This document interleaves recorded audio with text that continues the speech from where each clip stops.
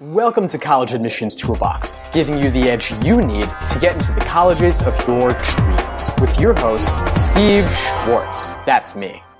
Right now, you're listening to part 2 of a 2-part interview.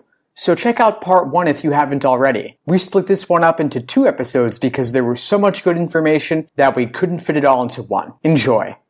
Hey there, Steve Schwartz here, and welcome to another episode of College Admissions Toolbox. Today, we're talking with Nelson Ureña. So let's get started. One thing I'm really interested in is the idea that, you all sit down in the room and you decide collectively and you have the particular students that you're going to be particularly passionate about. But, you can't be too pushy when you're kind of going head to head with the other, application readers. Maybe you only get to push super hard for like half a dozen students a year or something like that, right? You can't be that passionate advocate for every single student you care about. You got to kind of pick and choose and make some compromises internally, right? Yes, of course. So I'm interested in kind of the debate inside your head where like you've got a couple of students that you really, really care about. You would love it if all of them got accepted to Cornell, but could you take us to a moment in time when maybe you had a couple of students that you were really passionate about, but you only could really push for one? How did you make that decision? Right. So what I think was helpful for me is that at Cornell, we were really a team. Cornell has 7 different colleges and schools, and each of those colleges / schools has its own admissions office, as well as the Undergraduate Admissions Office. So for me, it was always helpful to talk to my colleagues, especially ones at another college that's reading for another college, and talk to them about a particular student and how I might go about sort of advocating for that student. Thinking specifically about a particular student who had excellent scores, teachers really raved about him, but also said that he was kind of an introvert, and really, really sort of reclusive. And then the student's essay, well-written, very, very well-written essay. And I can remember this. He wrote it, it was very Kafkaesque in the sense that he wrote it from the perspective of a cockroach. And that wow. Yeah. And so, that sort of sparked some red lights with some of my colleagues who were concerned that the student might arrive on campus and that he or she might have had a difficult time adjusting on the from a social perspective, and that the student might be a frequent denizen of the sort of counseling department, the counseling offices at Cornell. And I remember particularly feeling that those were aspects of that student's life that were not pertinent to whether we offered admission or not. And this particular student was of Latino background, which is one of the areas where Cornell wanted to do a little more recruiting. This student had excellent test scores. The student had a great GPA, and teachers were really raving about them. So for me, I asked my colleagues who were also in the role of doing multicultural recruitment to help me sort of build a case for this student, and really sort of be assertive in front of other admissions officers with more experience than myself, who had been at the university for many, many years. And so I built the case for that student, and that student was ultimately admitted. But for me, it was about reaching out to colleagues and asking for advice about how to sort of speak with other colleagues and convince them this particular student is really worthy of a spot at Cornell. Wow, Nelson, that's amazing. You said that you were an advocate, but it's amazing to me of the extent to which you're really going to those great lengths to build that case. So kudos to you for doing that. Yeah.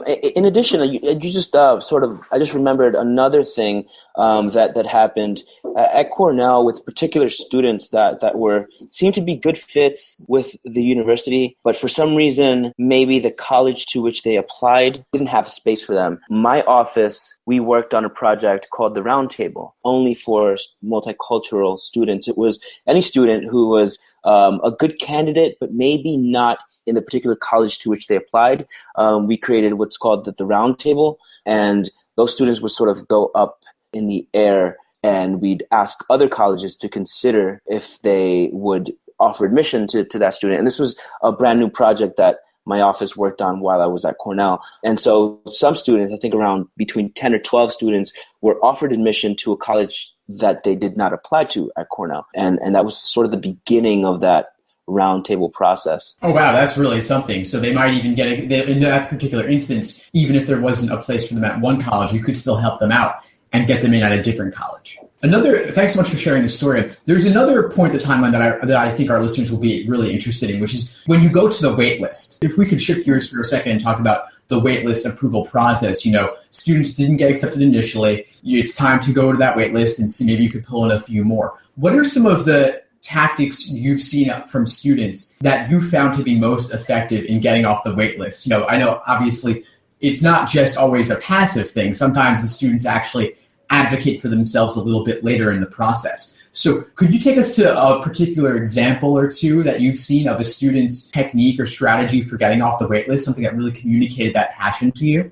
My colleagues and I wouldn't really consider a student unless they had some sort of contact with the admissions office and expressed their continued interest in the school. So it's about the students that take that little extra step. Those are the ones that sort of catch the attention of the admissions office when they are trying to decide of the maybe 5 to 12 spots they're going to fill using the waitlist. That's going to be the first pool of students that they look for. So I've seen students write really interesting email letters, some of which were longer than their personal statements. I've seen students submit additional sort of art pieces that they've been working on, as well as additional pieces to their portfolios, such as videos. I've seen performances. I've even received little paper cut art pieces that the student have done, sometimes of like the Cornell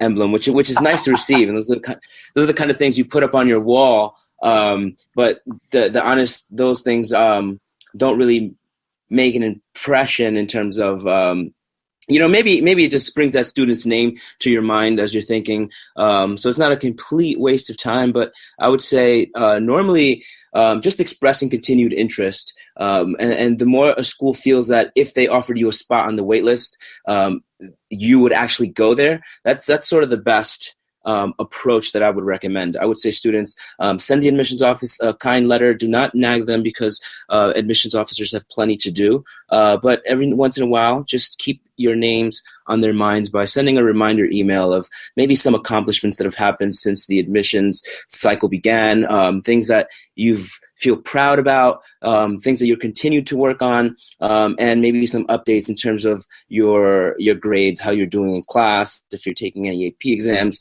All those kinds of things are things that are appropriate for sending to the admissions office. So that's the advice that I would give on that. Wow, that is fascinating, Nelson. So you're saying that the cutesy stuff, you might like it, but it's not necessarily going to make the difference. So like, personal baked cupcakes that are hand delivered to your office, you guys will eat them, but it won't make them one of that 5 to 12 select group that you end up taking. Is that kind of where you're going with this? Absolutely. And we're allowed to sort of take it so long as it doesn't exceed like $25 or something like that. Right. So cupcakes, I think, would fall in that sort of arena. Right. So if you're looking to buy something for Nelson, $24.99 is the limit, but it won't get you in necessarily. But wow, 5 to 12 spots, and Cornell is an enormous university. Thousands of students. So that's really a low percentage. But I'm interested, out of you're looking at 5 to 12 people that are making the cut. There are, presumably hundreds or thousands of people on that wait list who don't make it. So what makes that difference for you? The size of the students admitted to the wait list it is relatively low. And I think at Cornell that's I was saying like between 5 and 12 for each of the colleges. So it's actually a slightly bigger number than between 5 or 12. But those decisions are made by a very small group of people, and it's usually within specific regions. Admissions officers that are assigned to specific regions, like the international person, as well as target regions not just necessarily regions, but Like I was the multicultural person. So a lot of those factors might come into play. It really just depends on how the yield turns out. I mean, it's a little bit more complicated than I can explain, because those sort of decisions actually happened above my head. Right, totally. But what you're saying is that to some extent, those personal biases, the categories that you have to consider, those I wouldn't say at that point it's about personal biases. They're more like university decided constraints. Like we want to have X number of students from this region or X number of tuba players for the band or something like that. Right. So, some of those things might come into play. Right. But I guess kind of just to recap, it seems like, for our listeners, the overall advice you would give is simply, being cutesy is nice, but being professional and not persistent in terms of staying in your mind, but not too persistent. And adding some details about what's been going on since you have, like what something that can be a little bit impressive about what you've been doing since you submitted the application. It's a nice sort of gesture. And if, you are the tuba player and, you just had something happened with you on recently that's that's noteworthy, I would say mention that, because the school might be looking for a tuba player. Right. So exactly. Just because you've submitted your applications, don't fall ill due to senioritis and start just kind of checking out, because you got to keep it up if you want to get off that wait list. Some kids just aren't going to bother and going to check out because they got into maybe a lower ranked school. Exactly. Some really valuable insights there, Nelson. Thanks for sharing those. I wanted to shift gears now a little bit and move into a moment of inspiration or insight that either you've had or as an admission officer, or that you saw an applicant have at some point, maybe in your private work or in your work at Cornell. Well, this past year I was working with a student whom I thought was a great candidate for the school that he really wanted to go to. Unfortunately, he was not admitted to that school, but he was also admitted at some good places. And the thing that sort of was an aha moment for me is that sometimes come late sort of or early April or late March, when decisions are being released, many students will find out that the school that they wanted to go to is not where they'll be going. And it's a little bit of a challenging time for a lot of students. There's a lot of anxiety around this process.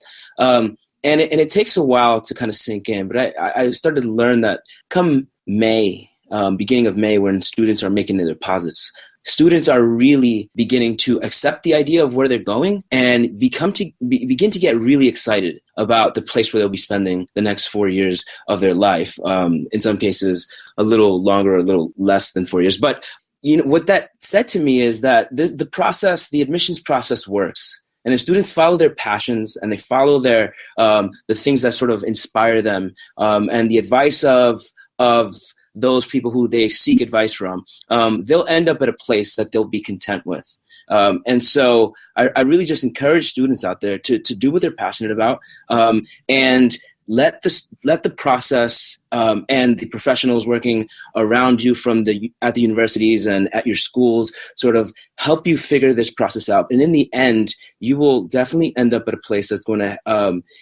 going to match the level of output that you put out. So whether you end up at a school like Cornell or UNC or I would say like Oberlin or something like that, you're going to do well there, because that's the school that is the right fit for you. The process works. If we trust the process, you'll end up at a place where you're happy. Absolutely, because, a lot of students are applying to a wide variety of schools. You're applying to 12, 15, 17 schools or more because the Common App makes it so easy. Those schools likely aren't all going to be similar to each other. Some are going to be huge, some are going to be tiny. And maybe, you're better off at a tiny school than a huge one. So even though a student might apply to Cornell just because it's an Ivy and it's a top tier school, maybe that's not ultimately going to be the best fit for them. And colleges are going to take a look at your application and consider, are you a good fit for them? And Cornell might realize you're not really a large school kind of person. You're better off in a small liberal arts college.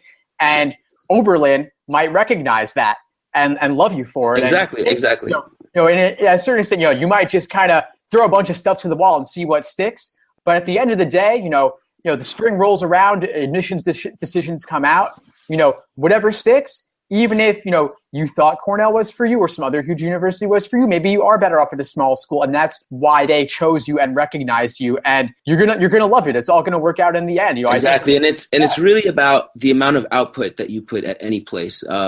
you will get as much as you put out when you go to college. So regardless of where you are, the amount of work that you put in will pay off in the end. Absolutely, the college experience is going to be, getting out of it what you put into it, and Exactly. you can really make it anywhere once you decide that you're going to make the best of the situation and start getting excited about orientation in the fall and everything. Yep, absolutely. Definitely. Well, now we're going to move into my favorite part, which is the lightning round, where I'm going to ask you some rapid fire questions. You give me some rapid fire responses. Are you ready? Give me just a second. All right, now I'm ready. All right, awesome. What's your number one piece of advice for the college admissions process? I mean, I think you've heard this throughout the entire talk. Follow your passion and take them to the next level. Absolutely. The college is all about taking to the next level. Could you share with us one habit that you believe contributes to success? I would say setting goals and students that set goals and actually accomplish them, actually go through with the process of getting over those goals. Definitely. Set goals, follow through. What's one online college admissions resource that you absolutely love?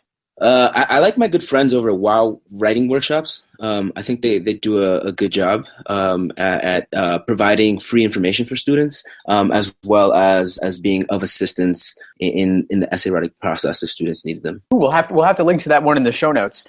What's one book that you believe no college applicant should be without? An admissions-related book that I think is a good read, that I found to be a good read, is Standardized Minds by Peter Sachs. Ooh, Standardized Minds. We'll link to that one too. Well, you've been such a great guest, Nelson. Thanks so much for joining us. What are you up to these days? I know you're over in China now. Yeah, so I myself and my colleagues are working on Mentorverse, which is a platform that will connect international students with mentors in the U.S. who can help them in the socialization process, making the transition from high school in China to high school to college in the U.S., as well as provide some assistance along the application process.